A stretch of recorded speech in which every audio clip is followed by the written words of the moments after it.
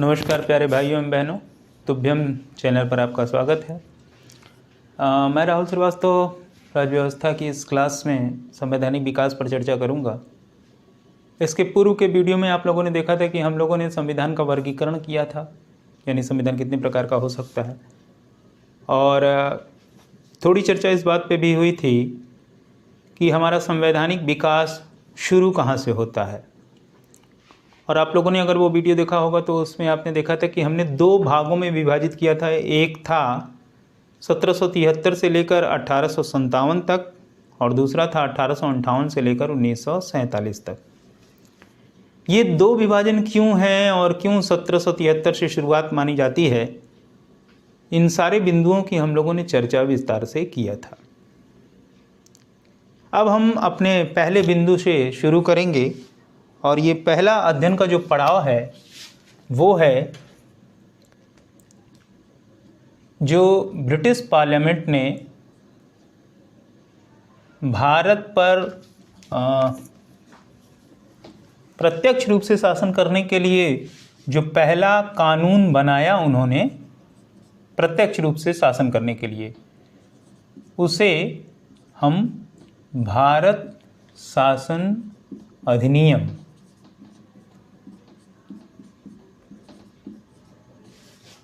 1858 के नाम से भी जानते हैं। यानी जो ब्रिटिश पार्लियामेंट ने भारत शासन अधिनियम 1858 बनाया, इसी के माध्यम से उसने प्रत्यक्ष रूप से भारत पर शासन करना शुरू किया। जैसा कि आपको विदित है, आप जानते हो कि कंपनी का शासन जब चल रहा था तो वो एक तरीके से द्वैध शासन हुआ करता था, दोहरा शासन। यानी ब्रिटिश हुकूमत का भी हस्तक्षेप होता था और कंपनी यहाँ पर शासन चलाती थी, तो दोनों जो है वो सत्ता का सुख तो लेते थे लेकिन उत्तरदायी कोई नहीं था। एक तरीके से आप कह सकते हैं कि कंपनी ने जिस प्रकार से निरंकुशता से शासन चलाया और उससे एक बात स्पष्ट हो गई कि द्वैध शासन प्रणाली भारत के लिए उपयुक्त नहीं है। 1857 की क्रांति ने ये इसे सिद्ध भी कर दिया और 1857 की क्रांति के पश्चात ब्रिटिश हुकूमत को इस बात का एहसास हो गया कि यदि उन्होंने भारतीय शासन और प्रशासन में सुधार के लिए कुछ बड़े कदम नहीं उठाए तो जो 1857 का विद्रोह उत्तर भारत तक सिमटा था, अगर वो दक्षिण भारत तक पहुंच गया तो स्वाभाविक है कि ब्रिटिश हुकूमत यहाँ पर चल नहीं पाएगी, बोरिया बिस्तर उनका यहाँ से गोल हो जाएगा। इस स्थिति का अध्ययन करने के पश्चात जो नुकसान उन्होंने 1857 की क्रांति में उठाया था, उसके पश्चात उस समय के तत्कालिक प्रधानमंत्री लॉर्ड पाल्मर्स्टन,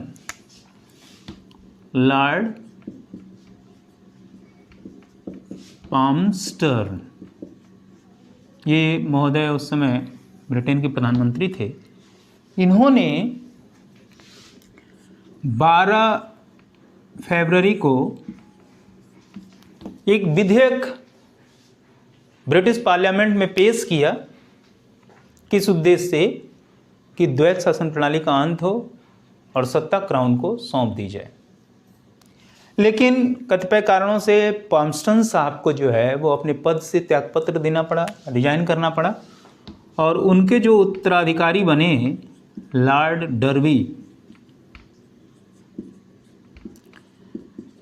डर्बी साहब ने जो है इस विधेयक को पारित करा लिया और 2 अगस्त को इन्होंने महारानी से हस्ताक्षर करवाने के पश्चात ये विधेयक पारित करा लिया और ये कानून बन गया कि भारत में द्वैध शासन का अंत होगा।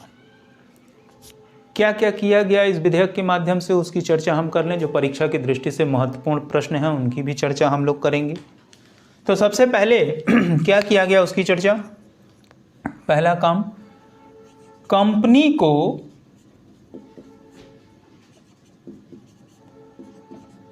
सत्ता से बेदखल कर दिया गया। बेदखल मतलब हटा दिया गया, बाहर कर दिया गया। कंपनी को सत्ता से बेदखल कर दिया गया और सत्ता क्या की गई? सत्ता, भारत की सत्ता ब्रिटिश क्राउन के अधीन कर दी गई। क्राउन मतलब राजमुकुट, चाहे वो राजा के सर पर हो और चाहे रानी के सर पर हो। शासन किसका चलता है? क्राउन का ही चलता है। जिसके सिर पर ताज, शासन उसी का। ब्रिटिश क्राउन के अधीन कर दिया गया।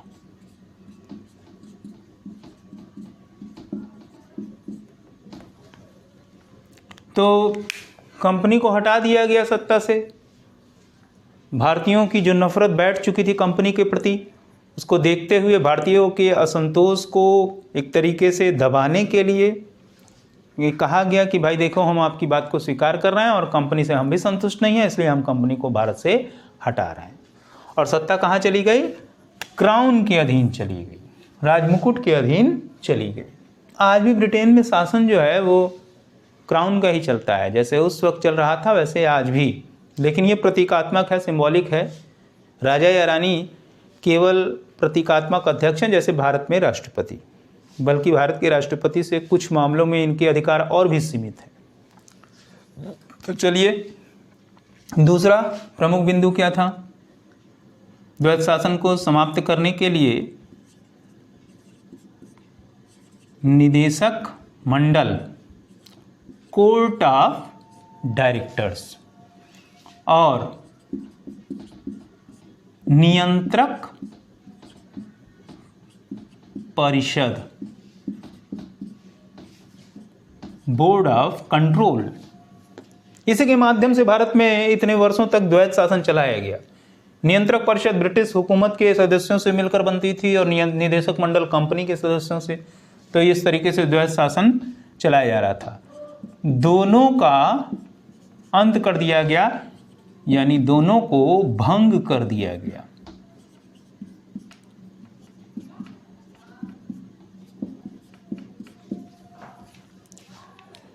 तो कोर्ट ऑफ डायरेक्टर्स और बोर्ड ऑफ कंट्रोल दोनों को भंग कर दिया गया। तो ये भारत में कंपनी के शासन को एक तरीके से गवर्न करते थे। तो अब कैसे कंपनी, भारत का शासन चलेगा? क्राउन के अधीन चलेगा, लेकिन आप जानते हो कि क्राउन सीधे तो शासन चलाता नहीं। तो ब्रिटिश मंत्रिमंडल में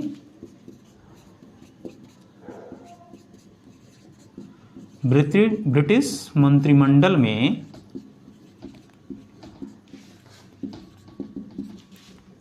भारत सचिव, secretary of the state for India, इसे कहा जाता था भारत सचिव। इसे भारत मंत्री भी कहा जाता है। भारत सचिव नामक नया पद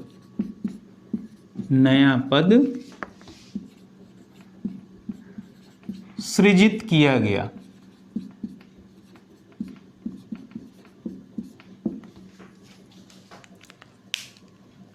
अब भारत सचिव जो है वो भारत का शासन चलाने के लिए उत्तरदायी था। ये मंत्रिमंडल का एक सदस्य था।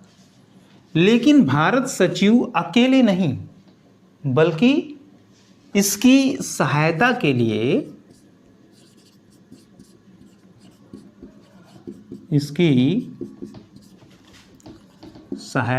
लिए एक 15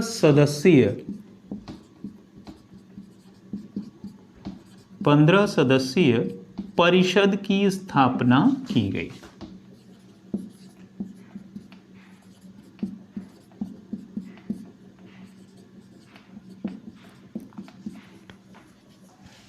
पंद्रह सदस्यीय परिषद की स्थापना की गई। अब इसमें एक चीज और जान लो आप कि 15 सदस्य जो ये होते थे, ये 15 सदस्य दो भागों में बटे हुए थे, 8 और 7। 8 और 7 क्या था? 8 जो है वो ब्रिटिश सरकार द्वारा ये नॉमिनेटेड होते थे, और ये जो 7 है वो कंपनी के डायरेक्टरों द्वारा मनोनीत होते थे। लेकिन इनके लिए भी एक शर्त रखी गई, और वो शर्त क्या थी? शर्त ये थी कि ये जो मेंबर होंगे 15, जो भारत सचिव के परिषद के सदस्य होंगे 15, उनके लिए आवश्यक होगा कि वो भारत से जुड़े होने चाहिए। मतलब ये कि कम से कम 10 वर्षों तक उन्होंने भारत में अपनी सेवा दी हो, पहली शर्त। दूसरी शर्त कि वो सेवा दे चुके हों, लेकिन ये सेवा दिए हुए उनको 10 वर्ष से अधिक न हुआ हो।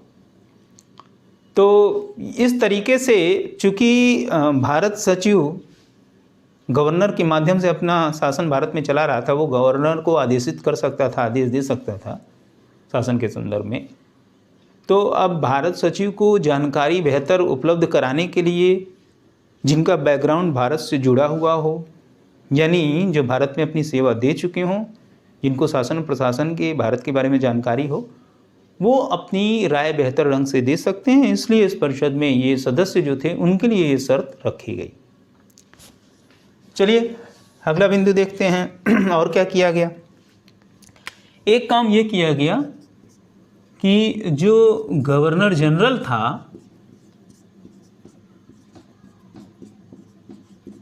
गवर्नर जनरल, उसका पदनाम, डिजिग्नेशन, उसका पदनाम परिवर्तित कर दिया गया।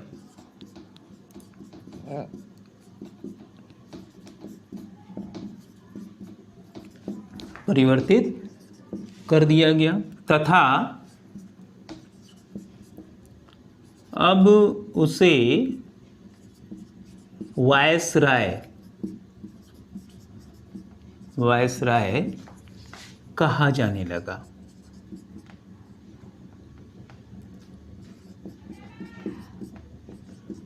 यानी जो गवर्नर जनरल कंपनी के अधीन हुआ करता था, उसे अब डिजिग्नेशन चेंज करके क्या कहा जाने लगा? वायसराय। अब वायसराय मतलब क्या होता है? दिमाग में यही प्रश्न आएगा। देखो, चूंकि भारत का शासन अब कौन सिंबॉलिकली किसके हाथ में चला गया था? सीधे सीधे क्राउन के हाथ में, राजमुकुट के हाथ में, राजा के हाथ में। तो राजा शासन तो वहाँ ब्रिटेन में बैठ के चला रहा था, लेकिन उसका रिप्रेजेंटेटिव यहाँ पर कौन था? उपराजा। यानी भारत का जो शासन चलाने के लिए उत्तरदायी व्यक्ति था, उसे क्या कहा गया? राजा के प्रतिनिधि के तौर पर उपराजा, यानी कि वायसराय। तो ये वायसराय हो गया। हालांकि ये गवर्नर जनरल भी था, वायसराय भी था। जब वो बिहाफ ऑफ क्राउन शासन चलाता था तो वायसराय था, और सीधे तौर पर जब वो अपने उससे शासन चलाता था तो वो गवर्नर जनरल था। तो अब अगला बिंदु क्या है कि प्रथम वायसराय, अब ये परीक्षा में प्रश्न पूछ देता है, प्रथम वायसराय कौन था? तो प्रथम वायसराय था लॉर्ड कैनिंग।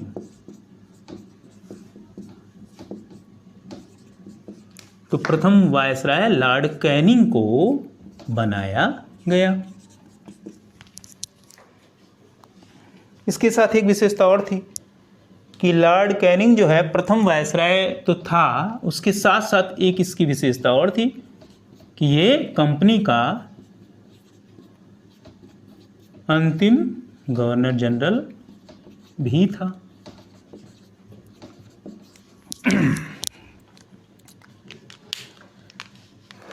तो प्रथम वायसराय कौन था? Lord Canning. और अंतिम गवर्नर जनरल कौन था? वो भी लॉर्ड कैनिंग। अब आते हैं कि ये सारी चीज़ें जो हो रही थी 1857 के बैकग्राउंड से हो रही थी।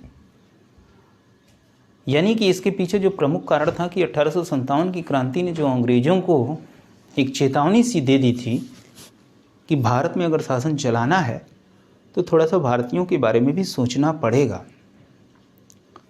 अब इस बैकग्राउंड में जो ये आया तो उस वक्त के ख्यालात ये भी थे कि विद्रोह तो ताकत के बूते कुचल दिया गया था, लेकिन ऐसा नहीं था कि फिर से नहीं होता। इसलिए बेहतर है कि शासन चलाने के लिए जनता को जो है वो रजामंद किया जाए, यानी जनता में ये विश्वास पैदा किया जाए कि ब्रिटिश हुकूमत जो अब भारत में शासन चलाएगी वो भारतीयों के हित के लिए चलाएगी, भारतीयों के विकास के लिए चलाएगी। ये एक्चुअली था या नहीं था, अब तो इतिहास के अध्ययन से आपको भली भांति पता चल चुका है कि जो एक उन्होंने कहा था कि अच्छे दिन आएंगे, वो कितने आए। बेशक बहुत ज़्यादा परिवर्तन तो नहीं हुआ, लेकिन अब अगर अच्छे दिन की बात आप करोगे, आप भी इस बात को महसूस कर रहे होगे कि कहीं वर्तमान परिदृश्य से जोड़ा तो नहीं जा रहा है। लेकिन एक बात दोनों परिस्थितियों में मैं कहना चाहूँगा आपसे कि पूर्व की अपेक्षा, यानी कंपनी के शासन की अपेक्षा अच्छे दिन शुरू हुए थे, यानी बदलाव आया था। पूर्ण रूप से भारतीयों को आज़ादी मिल गई, सारे अधिकार मिल गए, सब कुछ बेहतर हो गया, ऐसा मैं बिल्कुल नहीं कह रहा हूँ। लेकिन जब हम तुलनात्मक अध्ययन करते हैं कंपनी के शासन और क्राउन के शासन, तो थोड़ा परिवर्तन हमें दिखाई देता है कि हम थोड़ा सा आगे बढ़े थे। चाहो तो आप इसे वर्तमान परिप्रेक्ष्य में भी लागू कर सकते हो। तो इस तरह से महारानी को स्वयं से भारतीयों के लिए अपना घोषणा पत्र जारी करना पड़ा और 1 नवंबर 1858 को महारानी ने अपना घोषणा पत्र जारी किया। ठीक है ना, महारानी का घोषणा पत्र, जिसे लॉर्ड कैनिंग ने अपने इलाहाबाद के दरबार में पढ़ा था। और क्या कहा था महारानी ने? महारानी ने कहा कि अब भारतीयों को हताश होने की ज़रूरत नहीं है, परेशान होने की ज़रूरत नहीं है, क्योंकि अब भारत के लोग महारानी की रियाया हैं, सिर्फ और सिर्फ महारानी की रियाया है। रियाया मतलब प्रजा है। अब भारत के लोग महारानी की प्रजा बन चुके थे और महारानी ने कहा कि मैं आपका ख्याल रखूंगी। अब भारत में अंग्रेजों का शासन भारतीयों के हित के लिए चलाया जाएगा। ये एक तरीके से भारतीयों को फुसलाने के लिए किया गया। चिरकाल से हम भारतीय लोग बड़े उदार विनम्र लोग हैं, सहने की शक्ति हमारे पास ज़्यादा है और हम आश्वासनों पर जीवित रहने वाले लोग हैं।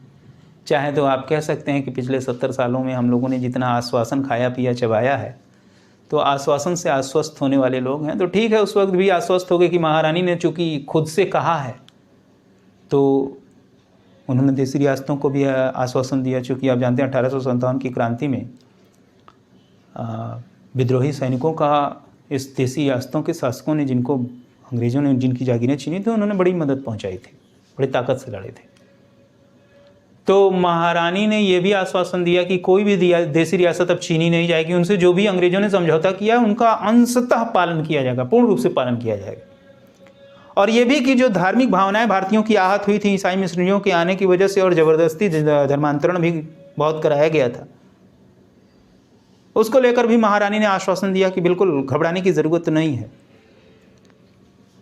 अब आपको ज़बरदस्ती ईसाई भी नहीं बनाया जा सकता। तो ये तमाम जो है लॉलीपॉप दिए गए और हम चूस के खुश भी थे। उस समय के जो शिक्षित भारतीय थे, उन लोगों ने महारानी के घोषणा पत्र का स्वागत करते हुए इसे क्या संज्ञा दिया? मैग्ना कार्टा की संज्ञा दिया। मैग्ना कार्टा मतलब अधिकार पत्र। अब मैग्ना कार्टा क्यों कहा? मैग्ना कार्टा क्यों कहा जाता है? दरअसल सबसे पहले मानव अधिकारों की जो एक घोषणा की गई 1215 के ब्रिटिश मैग्ना कार्टा से, जिसमें पहली बार यह स्वीकार किया गया कि जब आप मानव रूप में पैदा होते हैं तो प्रकृति से कुछ अधिकार मिलते हैं जिसे कोई शासक छीन नहीं सकता। तो जब भी अधिकारों की बात आती है तो हम उसकी तुलना हमेशा जो है वो किससे करते हैं? मैग्ना कार्टा से। तो उसी समय जो शिक्षित भारतीय थे, जो इंटेलेक्चुअल्स थे, उन लोगों ने महारानी के घोषणा पत्र का स्वागत करते हुए कहा कि ये भारतीयों के लिए मैग्ना कार्टा के समान है। तो इस तरीके से ये तमाम चीज़ें की गई इस अधिनियम में। और चूंकि अब भारतीयों को ये आश्वासन दिया जा रहा था कि भारतीयों के बेहतरी के लिए यह शासन चलाया जाएगा, तो परीक्षा में एक प्रश्न पूछता है कि किस अधिनियम को हम act for better government act for better government के नाम से भी जानते हैं। तो वो 1858 का भारत शासन है, यानी कि अच्छे शासन की ये शुरुआत हो रही थी। एक बार हम दृष्टि डालेंगे इस सेक्शन से बनने वाले प्रश्नों की ओर बहुत तेजी से। तो सबसे पहला प्रश्न कि किस अधिनियम के द्वारा कंपनी को भारतीय सत्ता से बेदखल किया गया? 1858 के भारत शासन अधिनियम द्वारा कंपनी को सत्ता से बेदखल किया गया। दूसरा प्रश्न कि क्राउन का शासन भारत में कब स्थापित कर दिया गया? सेम वही आंसर, 1858 का भारत शासन अधिनियम।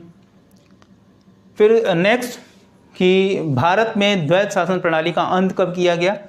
तो अब द्वैत शासन प्रणाली एक जगह और आता है, उसकी चर्चा हम लोग कर लेंगे और दोनों के बीच के फर्क को भी समझ लेंगे। निदेशक मंडल और नियंत्रक मंडल दोनों को भंग कब किया गया? 1858 के भारत शासन अधिनियम से। भारत सचिव या भारत मंत्री या secretary of the state for India, ये पद ब्रिटिश मंत्रिमंडल में किस अधिनियम द्वारा बनाया गया? 1858 के भारत शासन अधिनियम द्वारा। उसके पश्चात गवर्नर जनरल की डिजिग्नेशन कब चेंज की गई, पदनाम कब परिवर्तित किया गया? 1858 के भारत शासन अधिनियम द्वारा। गवर्नर जनरल का पदनाम परिवर्तित करके क्या किया गया? वायसराय किया गया। पहला वायसराय कौन बनाया गया? लॉर्ड कैनिंग को बनाया गया। और इसी से जुड़ा दूसरा प्रश्न कि कंपनी का अंतिम गवर्नर जनरल कौन था?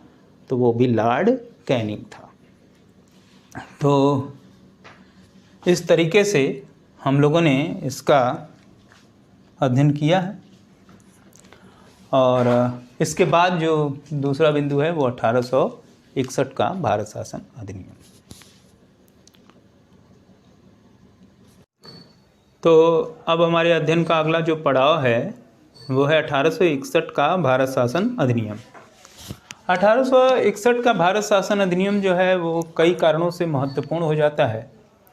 और चूँकि भारतीयों को अब शासन प्रशासन और विधायी कार्यों में शामिल करने की एक शुरुआत हुई थी, इसलिए इसे सहयोग की नीति, पॉलिसी ऑफ एसोसिएशन अथवा उदार निरंकुशता, बेनेवोलेंट डिस्पोटिज्म की नाम से भी जाना जाता है।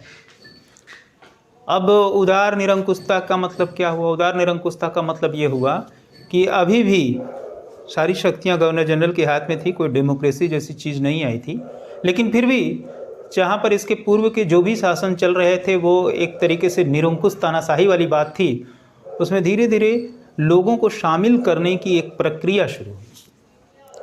तो इसलिए इसे सहयोग की नीति, एसोसिएशन, पॉलिसी ऑफ एसोसिएशन अथवा बेनेवोलेंट डिस्पोटिज्म के नाम से भी हम जानते हैं। अब इसमें क्या क्या प्रावधान किए गए उसकी चर्चा हम लोग कर लें। तो पहला प्रावधान जो है वो है कि गवर्नर जनरल की जो परिषद थी, काउंसिल जो थी गवर्नर जनरल की परिषद में सदस्यों की संख्या बढ़ाई गई। सदस्यों की संख्या बढ़ा दी गई।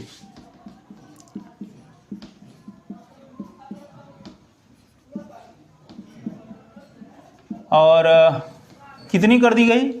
न्यूनतम जो है वो 6, मिनिमम 6 और अधिकतम 12। ठीक है ना? ये न्यूनतम 6 और अधिकतम जो है वो 12। यानी कि जो गवर्नर जनरल की काउंसिल होगी उसमें जो मेंबर होंगे वो कम से कम 6 होने चाहिए और अधिक से अधिक वो 12 होने चाहिए। 12 से अधिक नहीं हो सकते और 6 से कम नहीं हो सकते। और इसमें एक शर्त और जोड़ी गई। शर्त ये जोड़ी गई कि इसके आधे सदस्य जो होंगे अशासकीय होंगे, गैर सरकारी होंगे, नॉन गवर्नमेंट एम्प्लॉइज होंगे। और यहीं से आप कह सकते हैं कि वो एक शुरुआत थी कि भारतीयों को इसमें शामिल करना शुरू किया गया। बनारस के राजा, पटियाला के राजा, सर दिनकर राव, इन तीनों लोगों को गवर्नर जनरल ने अपनी काउंसिल में शामिल किया। तो गवर्नर जनरल की काउंसिल में जो गैर सरकारी सदस्य आते थे वो उनका कोई निर्वाचन नहीं होता था, वो कहीं चुने नहीं जाते थे। बल्कि वो सीधे सीधे गवर्नर जनरल द्वारा मनोनीत होते थे, नॉमिनेटेड होते थे। अब ऐसा भी नहीं है कि हम कह दें कि चलो अब भारतीयों का प्रतिनिधित्व शुरू हो गया और हम काफ़ी आगे बढ़ गए, भारतीयों की बात सुनी जाने लगी। गवर्नर जनरल भी अपनी काउंसिल में उन्हीं भारतीयों को लेता था जो अंग्रेजी शासन से पूर्णतः संतुष्ट थे और अंग्रेजी शासन की प्रशंसा किया करते थे, समर्थक थे, मदद पहुंचाया करते थे। तो एक तरीके से कुल मिला के अभी कोई आमूलचूल परिवर्तन वस्तु स्थिति में नहीं हुआ था। लेकिन एक चीज़ ज़रूर आप समझेंगे इस बात को लेकर कि जहाँ कुछ नहीं था वहाँ कुछ तो शुरू हुआ। न होना और शुरुआत होने में बहुत बड़ा अंतर होता है। तो इसीलिए एक प्रश्न बनता है परीक्षा में प्रश्न पूछा जाता है कि भारत में प्रतिनिधित्व की शुरुआत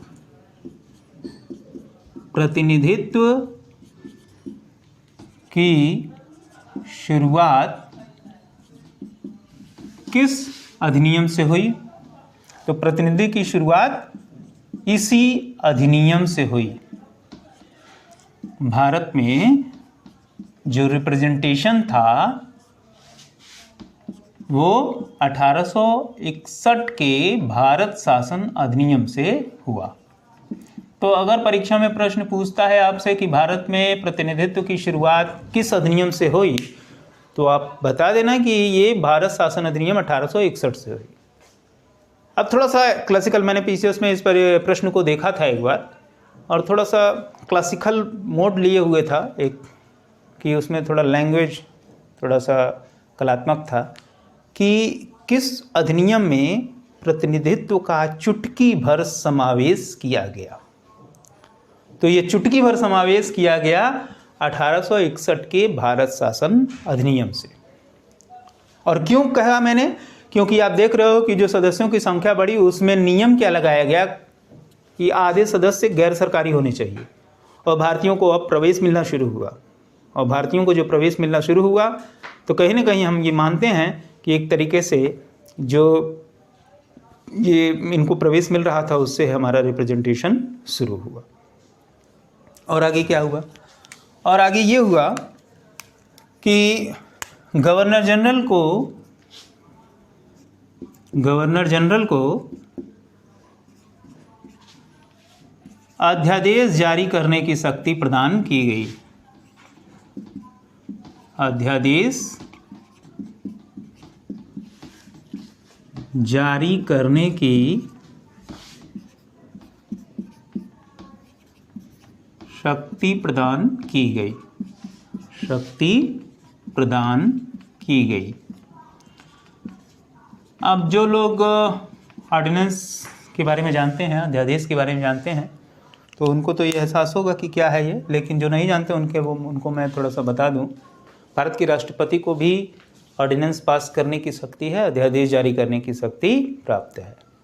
क्या है ये अध्यादेश? अभी हम चर्चा कर रहे थे कि गवर्नर जनरल की जो काउंसिल थी उसमें लोगों को शामिल किया जा रहा था, भारतीय भी उसमें शामिल हो रहे थे और ये काउंसिल जो है कानून बनाने में गवर्नर जनरल की मदद करती थी। अब कानून बनाने में जो गवर्नर जनरल की ये मदद काउंसिल करती थी, वो अगर वो कानून बना के तैयार करते थे और गवर्नर जनरल अंतिम रूप से हस्ताक्षर करता था तभी वो कानून बनता था। तो अगर गवर्नर जनरल चाहे तो उनको इग्नोर करके सीधे कानून बना सकता था। कुछ परिस्थितियां ऐसी थीं जिसमें गवर्नर जनरल को यह अधिकार दिया गया कि वो चाहे तो सीधे काउंसिल को इग्नोर करके कानून बना सकता है।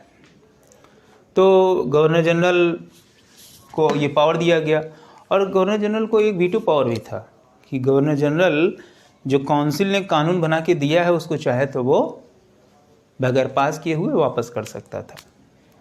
तो ये उसको वीटो पावर भी था।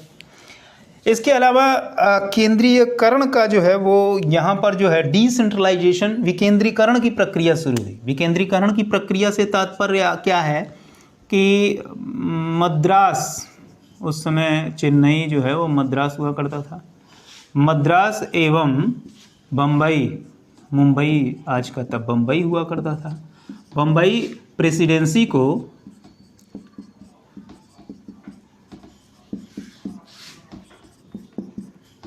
विधि निर्माण कानून बनाने की शक्ति दी गई। विधि निर्माण की शक्ति दी गई। तो एक तरीके से जो सारी सत्ता केंद्रीय सत्ता के अधीन थी उसको थोड़ा सा विस्तार दिया गया, और क्या किया गया, मद्रास और बम्बई की जो प्रेसिडेंसी थी उसको क्या किया गया, उसको भी उसकी विधान परिषद को ये अधिकार दिया गया कि वो कानून बना सकते हैं। यद्यपि वो कानून बनाने के बाद जब तक गवर्नर जनरल की अनुमति न मिले तब तक वो लागू नहीं हो सकता था, लेकिन कम से कम उसको ये मिला अधिकार। तो इस तरीके से कई राज्यों में जो है धीरे धीरे विधान परिषदों की स्थापना शुरू की गई। तो एक तरीके से ये डिसेंट्रलाइजेशन भी हो रहा है, हम आगे बढ़ रहे हैं। तो जो हम पहले चर्चा कर रहे थे कि संवैधानिक विकास है ये, तो आप देखिए कि धीरे धीरे एक एक स्टेप हम आगे बढ़ रहे हैं। इसके पहले पूरी तरीके से कंपनी का जो शासन था उसमें भारतीयों से कोई राय मशवरा या उनको कहीं भी शासन प्रशासन या विधि निर्माण की प्रक्रिया से कहीं दूर दूर तक जोड़ा नहीं गया था। लेकिन अब धीरे धीरे शुरुआत हो रही थी कि भारतीयों को भी शामिल किया जा रहा था। तो ये आप कह सकते हैं कि ये विकास के क्रम में हम आगे बढ़ रहे थे। तो ये हुआ, अध्यादेश जारी करने की शक्ति दी गई, और उसके बाद जो मद्रास और बम्बई प्रेसिडेंसी थी उसको विधि निर्माण की भी शक्ति दी गई। इसके अलावा लॉर्ड कैनिंग जो है ना, वो 1859 में पोर्टफोलियो सिस्टम ला दिया था। लॉर्ड कैनिंग ने विभागीय प्रणाली, इसकी भी चर्चा हम अभी कर रहे हैं कि ये क्या है विभागीय प्रणाली। हम इसको जो है दूसरे अर्थों में मंत्रिमंडलीय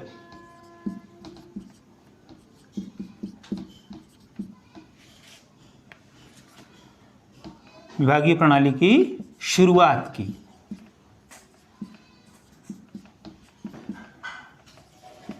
तो ये क्या है, दरअसल जो गवर्नर जनरल की एग्जीक्यूटिव काउंसिल थी, जो कार्यकारी परिषद थी, उसमें जो भी सदस्य थे उनको कोई इसके पूर्व कार्यों का बंटवारा नहीं था, स्पष्ट रूप से विभाजन नहीं था कार्यों का। लेकिन यहाँ पर कैनिंग ने क्या किया कि उन्होंने उत्तरदायित्व तो सौंपना शुरू कर दिया, स्पष्ट रूप से विभाजन करना शुरू कर दिया कि भैया आप जो है शिक्षा देख लो, आप स्वास्थ्य देख लो, आप सड़क परिवहन देख लो। तो ये जो आज हम स्ट्रक्चर देखते हैं कि कैबिनेट में मंत्रियों को अलग अलग विभाग सौंप के और उनको उत्तरदायित्व सौंपा गया है कि वो अपने अपने विभागों को चलावें, कार्य करें, तो ये भारत में शुरू किया किसने, लॉर्ड कैनिंग ने। तो लॉर्ड कैनिंग ने विभागीय प्रणाली या मंत्रिमंडलीय व्यवस्था की शुरुआत की। चलिए, तो एक तरीके से जो प्रमुख बिंदु थे उनको मैंने यहाँ पर क्लियर किया है, और उम्मीद है कि आपको समझ में आया भी होगा। तो एक बार फिर से इसको हम प्रश्न रूप में परिवर्तित करके इसको देख लें तो प्रश्न पूछ सकता है कि गवर्नर जनरल की परिषद में सदस्यों की संख्या सर्वप्रथम कब बढ़ाई गई। तो आप बता सकते हैं 1861 के भारत शासन अधिनियम में। अब अगर बहुत अंदर जाके पूछ लेता है कि सदस्यों की संख्या न्यूनतम और अधिकतम कितनी की गई, तो आप बता देना half dozen and a dozen, आधा दर्जन अथवा एक दर्जन, 6 अथवा 12 कर दिया गया, न्यूनतम 6 अधिकतम 12। अब इसमें जो महत्वपूर्ण प्रश्न है जो कई बार बन चुका है, आगे बनने की संभावना भी बनी हुई है कि भारत में रिप्रेजेंटेशन, भारत में प्रतिनिधित्व की शुरुआत किस अधिनियम से हुई, तो वो भी शुरू हुआ 1861 के भारत शासन अधिनियम से। उसके अलावा प्रश्न पूछ सकता है कि गवर्नर जनरल को ऑर्डिनेंस पास करने की शक्ति कब दी गई, गवर्नर जनरल को अध्यादेश जारी करने की शक्ति कब प्रदान की गई, तो वो 1861 के भारत शासन अधिनियम से। अध्यादेश के बारे में मैं थोड़ा सा आप लोगों को बताया भी था, लेकिन फिर से एक बार इसको रिपीट कर दूं थोड़ा सा टिपिकल है इसलिए रिपीट कर दूं कि जब गवर्नर जनरल सीधे बिना काउंसिल की मदद के सीधे कानून बना देता था तो उसे क्या कहते थे, अध्यादेश जारी करना। तो वो पावर दिया गया गवर्नर जनरल को। वीटो शक्ति भी गवर्नर जनरल के पास थी कि काउंसिल के बनाए कानूनों को वो निगलेक्ट भी कर सकता था। इसके अलावा विकेंद्रीकरण की भी शुरुआत हुई जब केंद्रीय विधान परिषदों को ये अधिकार दिया गया कि वो कानून बना सकते हैं। उसके बाद और क्या किया गया कि कैनिंग ने विभागीय प्रणाली और या मंत्रिमंडलीय व्यवस्था की शुरुआत कब की, पोर्टफोलियो सिस्टम कब शुरू हुआ, तो आप बता सकते हैं 1861 के भारत शासन अधिनियम से। भाइयों थोड़ी सी गुजारिश आपसे ये होगी कि थोड़ा आप शेयर करें, इसको उन लोगों तक पहुंचाएं जो गुणवत्तापरक शिक्षा के अभाव से वंचित हैं, शिक्षा से वंचित हैं। तो मेरी रिक्वेस्ट है आपसे कि इसको थोड़ा सा शेयर करें, लाइक करें, सब्सक्राइब करें। ये तो अब मैं बराबर कह ही रहा हूँ, एक जैसे एक याद हो गई ये चीज़ें तो वो फ्लो में आ जाता है। तो ठीक है, आप निवेदन करूँगा और कमेंट बॉक्स में जो भी आप देते हैं आप रिप्लाई नहीं होता है तो इसका तात्पर्य कदापि ये नहीं है कि उनको पढ़ा नहीं जाता। आपकी जो चीज़ें हैं उनको हम लेते हैं। तो बहुत बहुत धन्यवाद कि आप वीडियो से जुड़े हुए हैं और आपसे पूरी तरह से कमिटमेंट करना चाहूँगा कि बीईओ की परीक्षा जो अगस्त में है और आरओ समीक्षा अधिकारी और पीसीएस जो भी लंबित परीक्षाएं हैं उन सब के लिए ये वीडियो आपको बहुत फ़ायदा पहुंचाने वाला है, बशर्ते कि आप लगातार जुड़े रहें और अपने मित्रों को भी जोड़ें। ये निवेदन है, तमाम स्टडी ग्रुप्स हैं उसमें इसको शेयर करते रहें। धन्यवाद, मिलते हैं अगले वीडियो।